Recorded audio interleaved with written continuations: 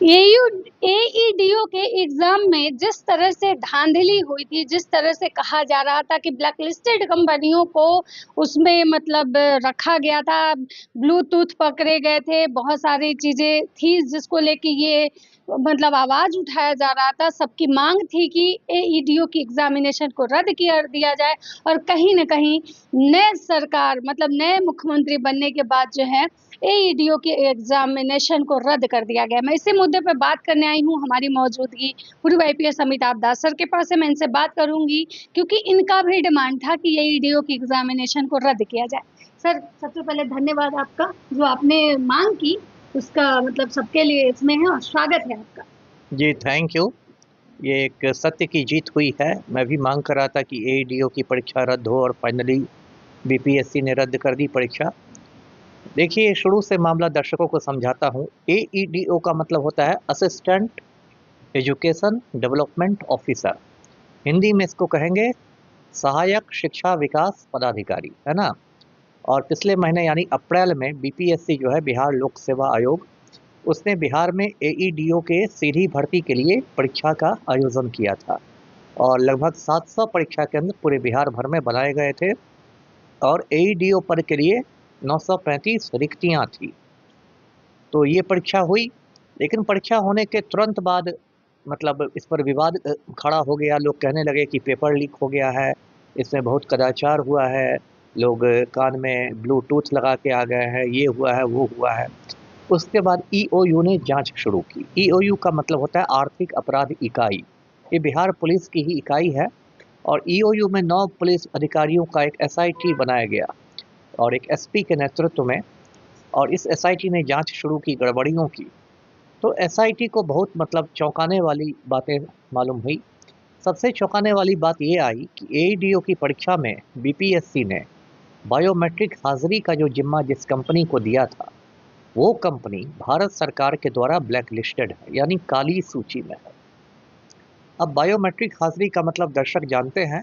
आजकल होता है कि आंखों की पुतलियों की तस्वीर ली जाती है, अंगूठे का निशान लिया जाता है, ये सब बायोमेट्रिक पहचान होती है आदमी की। जैसे कि फर्जीवाड़ा नहीं हो, राम की जगह श्याम नहीं परीक्षा दे दे। तो बायोमेट्रिक हाजिरी के लिए किसी कंपनी को जिम्मा दिया जाता है। तो बीपीएससी ने जिम्मा दिया था, जयपुर की एक कंपनी है साई एजुकेयर प्राइवेट लिमिटेड। अब ये जो कंपनी है साई एजुकेयर, ये कंपनी 6 महीने पहले ही भारत सरकार के द्वारा ब्लैक लिस्ट कर दी गई है, काली सूची में डाल दिया गया है, क्योंकि गुजरात हाईकोर्ट की एक परीक्षा इस कंपनी ने ली थी और उसमें इसने बहुत धांधली की थी। तो सबसे बड़ा तो प्रश्न यही है कि बीपीएससी ने एक ऐसी कंपनी को कैसे इतना संवेदनशील काम दे दिया, बायोमेट्रिक हाजिरी का काम, जिस कंपनी को भारत सरकार दागी घोषित कर चुकी है। तो पूरा बीपीएससी इसमें कटघरे में है। ये तो वही बात हुई कि आपने बिल्ली को दूध की रखवाली का जिम्मा सौंप दिया, और बिल्ली करेगी दूध की रखवाली तो क्या रखवाली होगी। तो ये एक बड़ा प्रश्न है। उसके बाद देखिए, इसमें 22 लोगों को गिरफ्तार किया ईओयू ने और 7-8 शहरों में एफआईआर हुआ, प्राथमिकियां हुई। ईओयू का कहना है कि 8 जिलों में इस तरह का मतलब गोरख धंधा हुआ, लेकिन जो मेरे सूत्र हैं वो बताते हैं कि लगभग सभी जिलों में इस तरह की बातें हुई। कुछ परीक्षार्थियों के साथ सेटिंग थी उस कंपनी की, 30 लाख 40 लाख जो भी लेके सेटिंग हुई हो, और उन परीक्षार्थियों को ये प्रश्न पत्र पहुंचाए गए। अब देखिए, इस कंपनी ने क्या बदमाशी की कि इसके पास जो कैमरे थे, जो कैमरे बायोमेट्रिक तस्वीरें लेने के लिए थे, आँख की पुतलियों की तस्वीर लेने के लिए, उन कैमरों से इन्होंने प्रश्न पत्र की तस्वीर ले ली, क्वेश्चन पेपर की, और फिर मोबाइल पर उनको बाहर भेज दिया। बाहर में फॉलोअर्स गैंग पहले से थे, उन्होंने प्रश्न पत्रों के हल किए और फिर मोबाइल के द्वारा अंदर भेज दिया। तो ये तो बहुत बड़ा मतलब घोटाला हो गया। और इसमें देखिए, जो परीक्षा केंद्र है वो भी मतलब शक के घेरे में। मोबाइल कैसे आ गया परीक्षा केंद्र के अंदर? एक तरफ आप कहते हैं कि हम इतनी सख्ती से जांच करते हैं कि मतलब जूते तक खुलवा लिए जाते हैं परीक्षार्थियों के, मोजे खुलवा लिए जाते हैं, तो मोबाइल कैसे अंदर आ गया? एक तरफ बीपीएससी कहता है कि हमारे जैमर लगे रहते हैं परीक्षा केंद्र के बाहर, हम नेटवर्क को जाम कर देते हैं, मोबाइल काम नहीं कर सकते। तो जैमर क्या कर रहे थे? तो साफ बात है कि इसमें बहुत बड़े बड़े लोगों की, सफ़ेद पोशों की मिली भगत थी। और देखिए, अब तो ये परीक्षा रद्द हुई है, लेकिन वही बात है, नई तिथि का ऐलान हुआ नहीं है और फिर अनिश्चय की स्थिति हो गई है। और फिर जो इतने लड़के लड़कियों ने दिए थे जो सामान्य परिवारों से आते हैं, उनका जो इतना पैसा खर्च हुआ फॉर्म भरने में, आने जाने में, ठहरने में, खाने में, उसकी भरपाई कौन करेगा? तो पूरे बिहार में ये एक जो शिक्षा व्यवस्था है, परीक्षा व्यवस्था सब ध्वस्त हो गई है। ये बहुत मतलब दुर्भाग्य की बात है। जी। सर बार-बार जब एग्ज़ामिनेशन होते हैं तो पेपर लीक हो जाता है, लेकिन सरकार फिर ये मतलब कार्रवाई होती है, कुछ मुन्ना भाई पकड़े जाते हैं, लेकिन फिर जब एग्ज़ामिनेशन होता है तो फिर वही सेम कंडीशन होता है। तो क्या सरकार को मतलब एग्ज़ामिनेशन से पहले ठोस कदम नहीं उठाने चाहिए? यानी कदम तो उठाने चाहिए, लेकिन सरकार के साथ दिक्कत क्या है कि सरकार के पास इच्छा शक्ति है ही नहीं। इसलिए हर बार जो होता है छोटी मछलियाँ पकड़ी जाती है, बड़े-बड़े मगरमच्छ छूट जाते हैं। अब देखिए बीपीएससी में ही ये पेपर लीक का एक पैटर्न हो गया है। 67वीं संयुक्त परीक्षा जो बीपीएससी की हुई थी 3-4 साल पहले, उसमें भी आरा के एक केंद्र से पीटी का पेपर लीक हो गया था।